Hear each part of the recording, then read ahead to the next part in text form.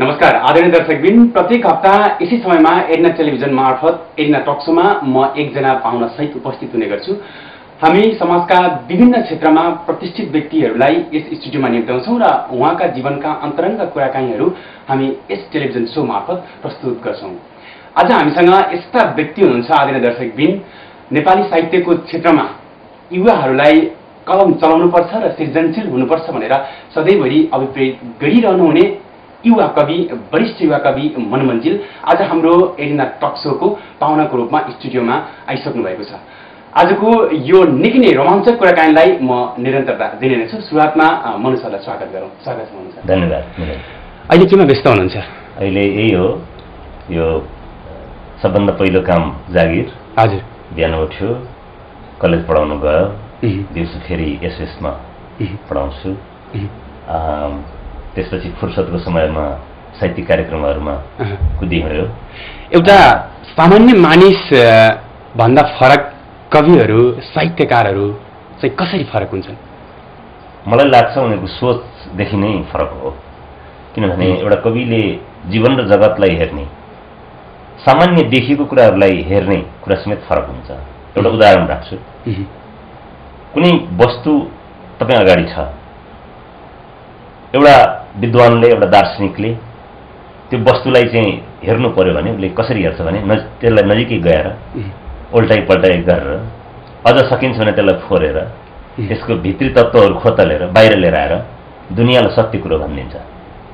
तर एउटा कविले चाहिँ त्यो वस्तु देख्यो भने त्यो वस्तुबाट अलिक टाढा दूरीमा दगुरेर जान्छ, जहाँ उभिएर हेर्दा त्यो वस्तु सुन्दर देखिन्छ र उसले सुन्दरभन्दा सुन्दर कुरा मात्र आफ्नो काव्य मार्फत, अभिव्यक्ति मार्फत बाहिर ल्याउँछ।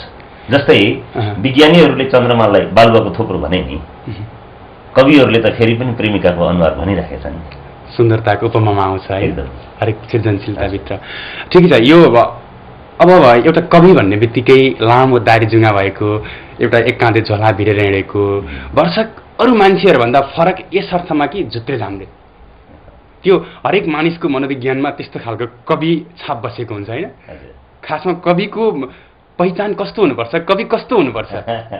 मलाई अलि अगाडि एकजना कुनै कलेजमा काम गर्ने एकजना कर्मचारीले अचानक मलाई चिया पसलमा भेट्नुभयो र अनि के भन्नुभयो भने, मन्जिल सर, तपाईँलाई त म राष्ट्रिय पत्र पत्रिकामा खुब पढ्छु, तपाईँ त कवि हुनुहुँदो रहेछ, तर तपाईँ कवि जस्तो त देखिनुहुन्न भन्नुभयो। तपाईँ आफै पढाउने स्कुलमा कि? होइन होइन, कुनै बाहिरको, बाहिर अरू कुनै कलेजमा काम गर्ने एकजना कर्मचारीले मलाई सोध्नुभयो, तपाईँ त कवि हुनुहुँदो रहेछ, अनि तपाईँ त कवि जस्तो देखिनुहुन्न।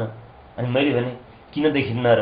अनि उहाँले भन्नु, तपाईँले त लामा लामा दारी पनि छैन तपाईँको, अनि रक्सी पनि पिएर बाटोमा हिँड्नुहुन्न, झोला पनि भेर्नुहुन्न, होइन, सुट बुट लगाएर पो हिँड्नुहुन्छ तपाईँ त कवि जस्तो देखिनुहुन्न। त यो चाहिँ कस्तो भयो भने अधिकांश कविता लेख्ने नाममा कविको रूप होइन विरूप लाई चाहिँ मतलब अगाडि देखाएर त्यो चाहिँ एक खालको प्रदर्शन हो, एक्जिबिसन हो। एउटा कवि त्यो रूपमा हिँड्नुपर्छ त्यो मलाई लाग्दैन। कुनै बेला थियो, जस्तो बेलायतमा जोन किट्स जब यो ट्युबरकलोसिसले, क्षयरोगले ग्रस्त हुनुहुन्थ्यो, तर विख्यात कवि हुनुहुन्थ्यो उहाँ। अनि युवाहरू के गर्थे भने अलि झुत्रे झाम्रे भएर हिँड्ने बाटोमा, अनि तँलाई के भयो भने मलाई ट्युबरकुलोसिस लागेको छ भन्ने, ताकि मानिसले जोन किट्सको व्यक्तित्व उसँग रहेछ भनेर डिग्निफाइड या सम्मानित हुन सकौँ भनेर त्यसरी बोल्थे। तर अब अहिलेको समय त्यस्तो छैन। अहिले दुनियाँमा जम्मा जम्मी दुईवटा कुरा बिग्छ भनिन्छ कि। एकजना बुढा प्राध्यापकले मलाई सुनाएको, उहाँले भन्नुहुन्थ्यो यो जीवनको निचोड हो। त्यो चाहिँ के हो रे भन्दाखेरि, जम्मा दुईवटा कुरा बिग्छ मनुजी भन्नुभयो एक दिन। त्यो के हो?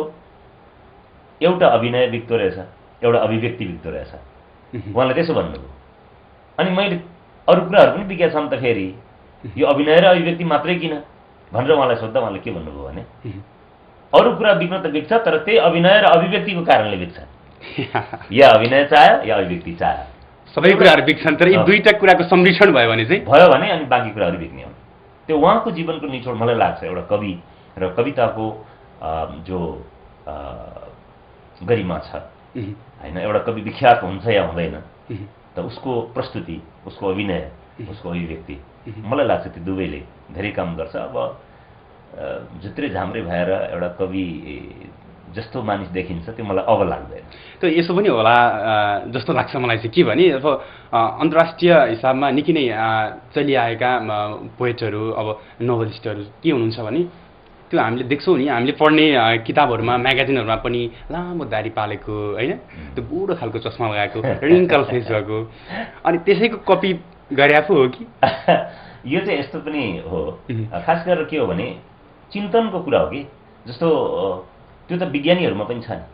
अल्बर्ट आइन्स्टाइनको कपाल यहाँले हेर्नुभयो भने तपाईँलाई त्यस्तै लाग्छ, कार्ल मार्क्सको दाढी हेर्नु भने तपाईँलाई त्यस्तो सबैको चिन्तनको कुरा हो। त्यो चाहिँ के हो त भन्दाखेरि एकदमै गहिरो या अत्यन्त उच्च चिन्तन गर्दाखेरि खास आफूलाई स्याहार्न नभ्याउनु चाहिँ त्यो बेग्लै पाटो भयो।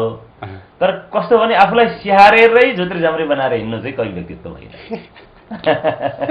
हामी यो अर्थमा मनमन्जिललाई स्याहार्ने हुनुहुन्छ र यति चिटिक्क भएर आउनु भएको छ। म सकेसम्म एउटा लुक चाहिँ प्रेजेन्टेबल या कमसेकम प्रस्तुत गर्न लायक हुनुपर्छ। र यो आजको समय कस्तो समय हो भने ग्लेमर बिक्ने समय हो। यो समयमा एउटा कविको पनि आफ्नो व्यक्तित्व छ, उसँग पनि ग्लेमर हुन्छ। उसको शब्दमा जादु या ग्लेमर छ, उसको व्यक्तित्वमा पनि त्यो ग्लेमर हुनुपर्छ भन्ने कुरा विश्वास राख्छु। प्रत्येक कवि सम्मेलनमा म त अलिक चिल्लो जुत्ता लाएर हिँड्नु पर्यो है भन्ने हिँड्छु कविहरूलाई। कविहरूलाई भन्नुहुन्छ, धेरै कवि गोष्ठीहरूमा पनि तपाईँले यो कुराहरू बार बार दोहोऱ्याउनु नै हुन्छ होइन। अब हामी त्यो हिजोको जस्तो लामो झोला नबोकौँ, लामो दारी नफालौँ, वर्षको चिटिक हेरौँ, हरेक मान्छेहरूको आँखाले सुन्दर चिज नै हेर्न चाहन्छ, त्यही दोहोऱ्याउनुहुन्छ।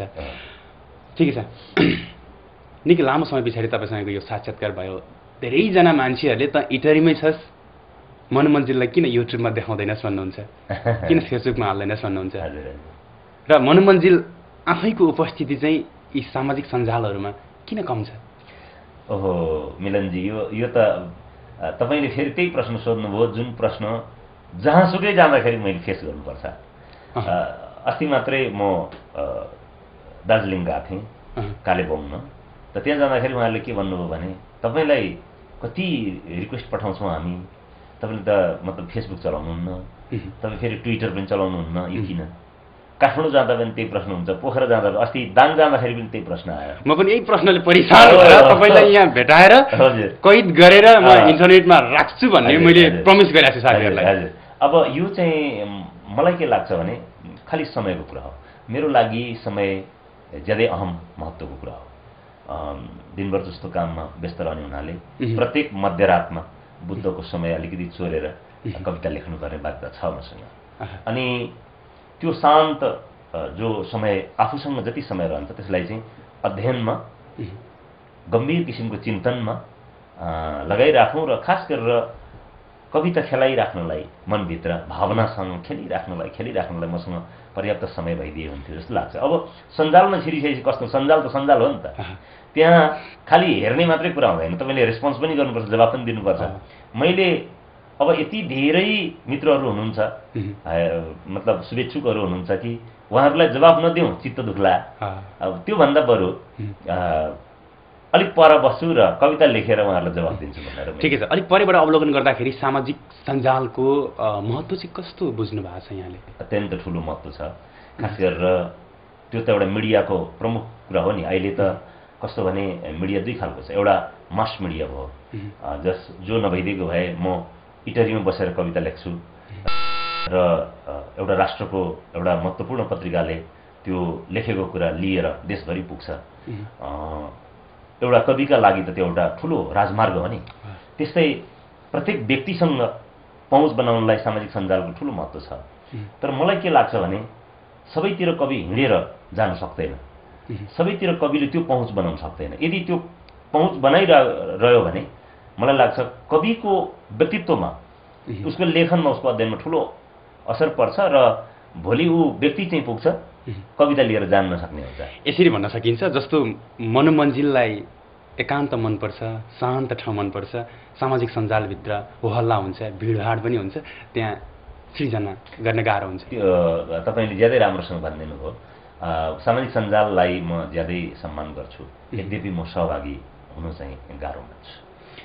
ठिकै छ। तपाईँका यी आवाजहरूलाई म कैद गरेर सामाजिक सञ्जालमा पठाउने प्रयत्न गर्नेछु। आदरणीय दर्शकहरू, तपाईँहरूले प्रतीक्षा गर्नुहुनेछ। अब हामीले यो बताइदिनुहोस् कि मनु मञ्जिलका यति शक्तिशाली सृजनाहरू सृजित चाहिँ कसरी हुन्छन्? पहिलो कुरा चाहिँ म अध्ययनलाई साह्रै जस दिन्छु। मलाई के लाग्छ भने हामीले त्यो बेलामा ज्यादै शक्तिशाली अभिव्यक्तिहरू दिन सक्छौँ जुन बखतमा हामीले हाम्रो दैनिक जीवनको जुन चाप छ नि त्यसलाई बिर्सन सक्छौँ। ठिकै छ, त्यो क्वेसनमा म आउँछु। त्यसभन्दा अगाडि जस्तो रचना सृजना गर्नका लागि परिकल्पना आवश्यक छ कि अध्ययन आवश्यक छ? दुइटै। जस्तो अध्ययन गर्दा गर्दै तपाईँले एउटा त्यस्तो ठाउँ भेट्नुहुन्छ कुनै कुराले तपाईँलाई अचानक छोइदिन्छ। तपाईँ भ्रमण गर्दा गर्दै पनि कुनै कुरा हेर्दा हेर्दै पनि यस्तो कुराले तपाईँलाई छुन्छ जहाँ गएर अब तपाईँलाई के लाग्छ तपाईँले एउटा सुन्दर अभिव्यक्ति दिन सक्नुहुन्छ। तर त्यसका लागि अभिव्यक्ति दिनलाई त फेरि एकदमै गाह्रो छ नि। जस्तो हामीले के कुरा भुल्नु हुँदैन भने हामीभन्दा अगाडि धेरै शक्तिशाली कविहरूले कविता लेखिसक्नु। त्यस भएको हुनाले अब उहाँहरूकै ढङ्गले उहाँहरूकै तरिकाले यदि मैले अभिव्यक्ति दिने हो भने त मैले भन्दा राम्रो अभिव्यक्ति उहाँहरूले दिइराख्नु भएको छ नि उहाँहरूको शैलीमा। त मैले त आफ्नो एकदमै बिछट्ट नयाँ शैलीमा आफूलाई छोएको कुरा मैले अभिव्यक्त गर्नु पर्यो। त्यसका लागि मैले ज्यादै गहिरो ढङ्गले चिन्तन गर्नुपर्ने, मनन गर्नुपर्ने, ज्यादाभन्दा ज्यादा कविताको हरफहरू खेलाइराख्नुपर्ने र जब असाध्य धारिलो असाध्य कोमल भएर अभिव्यक्ति तयार हुन्छ मैले बाहिर टिप्नुपर्ने बाध्यता छ। त्यसका लागि मैले समय खर्च गर्छु। त्यो कविताहरू लेख्दाखेरि सृजना गर्दाखेरि के कुरा बढी सम्झिनुहुन्छ? के कुरा सम्झिँदाखेरि चाहिँ रचनाहरू फुर्छन् नि सरर दिमागमा आउँछ? पहिलो कुरा चाहिँ कविताको सजावट चाहिँ म प्रकृतिले गर्छु होइन। त्यसो गरेर प्रकृति हरदम मसँगै हुन्छ कविता लेख्दाखेरि। तर कविता लेख्नु अघि चाहिँ म ईश्वरसँग प्रार्थना गर्छु। भनेपछि यति सुन्दर शक्तिशाली कविताहरू जन्मिनेमा ईश्वरको पनि थोरै हात छ? मलाई लाग्छ प्रेरणा छ। किनभने मलाई जब ईश्वर सम्झन्छु र म प्रारम्भ गर्छु मलाई अभिव्यक्ति कहीँ अनन्तबाट आइरहेको जस्तो अनुभूति हुन्छ र म अगाडि बढ्छु। सन्तुष्टि हो मेरो। ठिकै छ। तपाईँ यो आफ्नो रचनाहरू धेरै गर्नुभएको छ। त्यो भगवानले सपोर्ट गरेको शक्तिशाली एउटा कुनै रचना आदरणीय दर्शकहरूले आश गर्नुभएको छ यतिखेर? ठिक छ, प्लिज एउटा कुनै उठाउँ।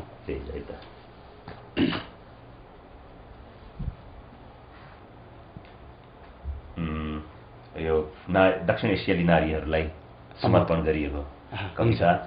उनी कविता जीवनको रङले लेख्छिन्। ओहो, मेरो रोजाइ पनि यही थियो।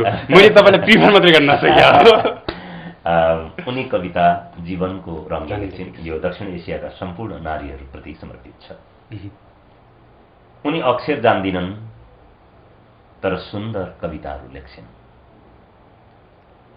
सबेरै अँध्यारालाई घरबाट खेदिसक्छिन्। घामले मझेरी र आँगन पोतिसक्छिन्। अघेलामा न्यानो पोखिसक्छिन्। बिहानै घरभरि बिहान छिरिसक्छ। पूजा कोठामा बलेको धूप आशीर्वादको महक बोकेर चोटा कोठा पुगिसक्छ। म बिउजदा उनी घरभरि जीवन लेखिसक्छिन्। साना छोरीहरूको गालाको गुलाफ उनीले लेखेकी हुन्।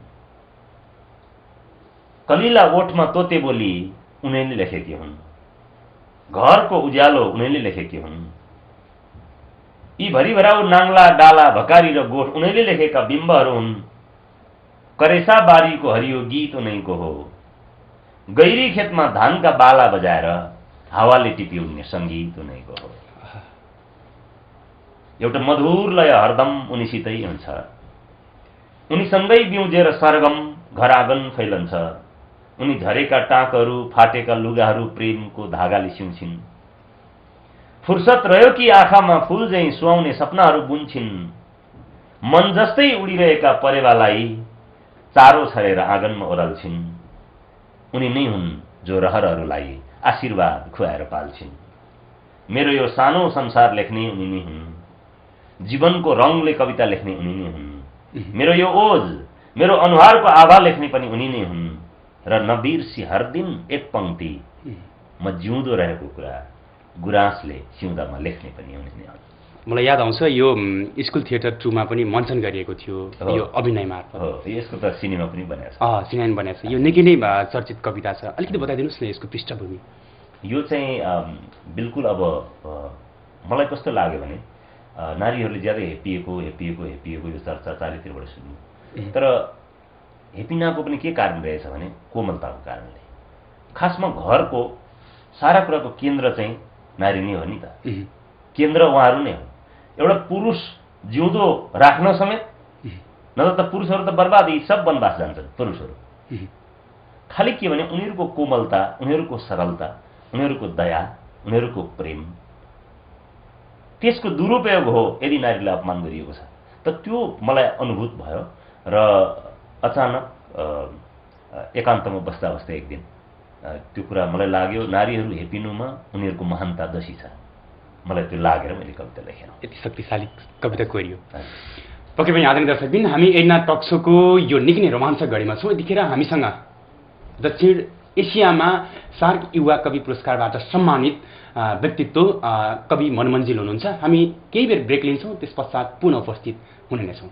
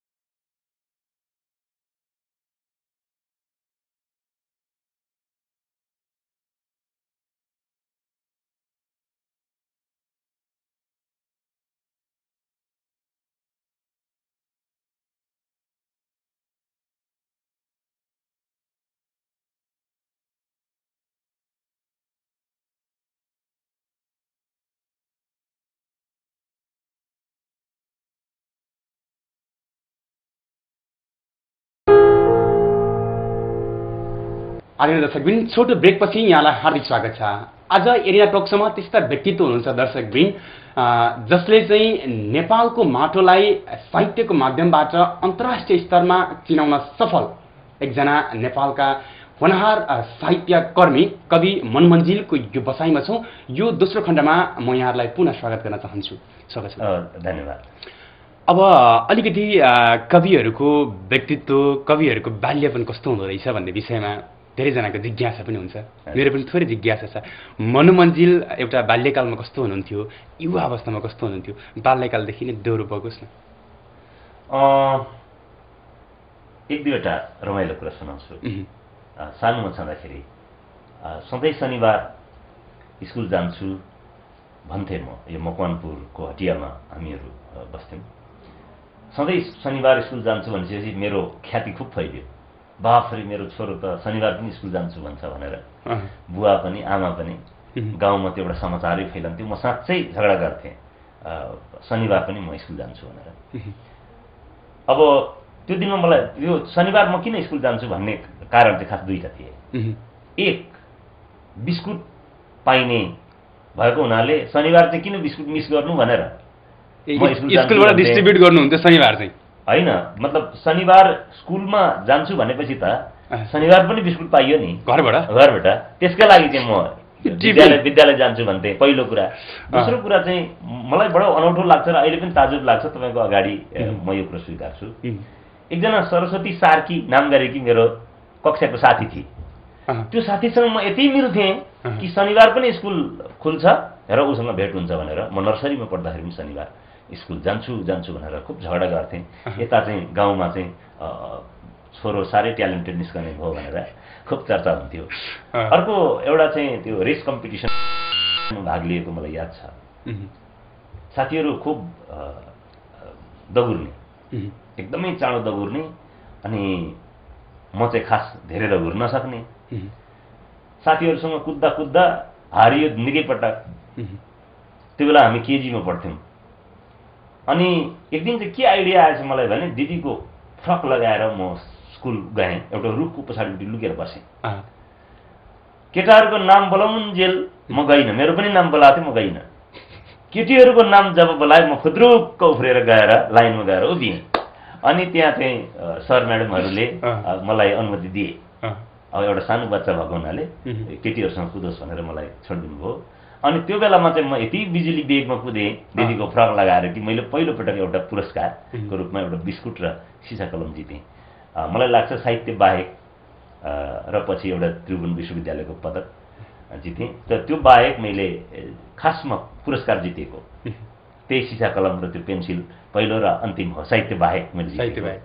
त पछि चाहिँ मैले फेरि कुद्न छोडेँ, किनभने दुईवटा केटीहरू भर्ना भएछन् फेरि, र ती केटीहरू यति बिजुली कुद्दा रहेछन् कि एक दिन कुदेको तिनीहरू त मलाई छोडेर एम्बुलेन्सै अगाडि पुगे। अनि म बिचमा तेस्रो दर्जामा पर्ने भइसकेपछि म बुङ्ग चौरमा लडेँ। अनि त्यो दिनदेखि मैले मेरो दिदीको फ्रक पनि फिर्ता गरेँ। अनि मैले त्यो दिनबाट एउटा निर्णय चाहिँ के गरेँ भने पढाइमा अब्बल भएर जानुमा नै मेरो जित छ। मलाई लगभग त्यो खालको सोच आउँथ्यो।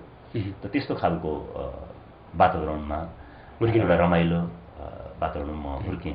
तर एउटा कस्तो चाहिँ भयो भने बाल्यकालमा रोलिङ स्टोन जस्तो थिएँ म, घुमे हिँड्ने ढुङ्गा जस्तो। बुवा विभिन्न उत्तरदायित्व बोकेर हिँड्ने, राजनीति गर्ने हुनाले। अनि बुवा जहाँ जहाँ पुग्नुभयो म पछि लागेर पुग्नुपर्ने। कुनै कुनै स्कुलमा त 6-7 महिना पढ्यो, त्यहाँ बनाएर छोड्यो, फेरि अर्को स्कुलमा गयो, फेरि 2 वर्ष पढ्यो, फेरि छोड्यो। यसरी दर्जनौँ स्कुल चाहेर आएँ। त्यसो भएर मैले घुमी हिँड्ने ढुङ्गा या रोलिङ स्टोन भन्ने गर्छु आफूलाई। त्यही भएर त्यो रोलिङ स्टोन चाहिँ चिल्लो हुन्छ, एकदमै गरम हुन्छ नि, त्यो खोला खालतिर नदीको छेउमा यति सुन्दर हुन्छ। हजुर हजुर। त्यसको परिणामस्वरूप मनमञ्जिल हामीमा चाहिँ सुन्दर हिसाबले प्रस्तुत हुने हुनुहुन्छ। अब युवा अवस्थाको अलिकति बताइदिनुहोस् न। हामीले धेरै सुनेका छौँ तपाईँ त प्रेम पत्र लेख्ने पनि माहिर मान्छे होइन। धेरै साथीहरूका प्रेम पत्र लेखिदिनु भयो, कतिको प्रेमिल विवाह भयो, कतिको बिछोड भयो। यो चाहिँ म पाटन कलेजमा पढ्थेँ।